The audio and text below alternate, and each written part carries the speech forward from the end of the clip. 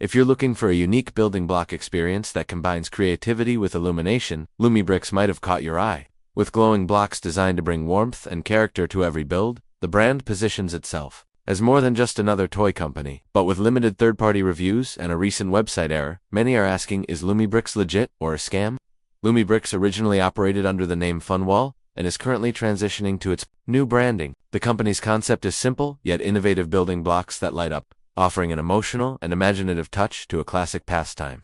Their sets cater to all ages, encouraging storytelling and hands-on fun both during the day and in softly lit environments at night. On the surface, Lumibricks appears promising. According to scamadvisor.com, the website holds a trust score of 100 out of 100, suggesting it's safe based on past scans. The domain is also 6 years old, which adds to its credibility. However, there are some concerns.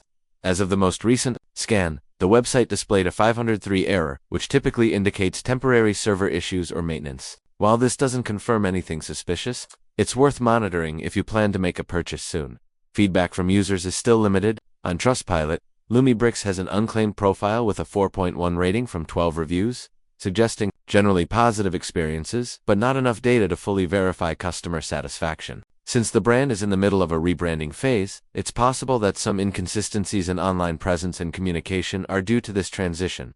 In summary, Lumibricks appears to be a legitimate company with a creative product offering. However, due to its current transition and limited independent feedback, potential buyers should approach with caution.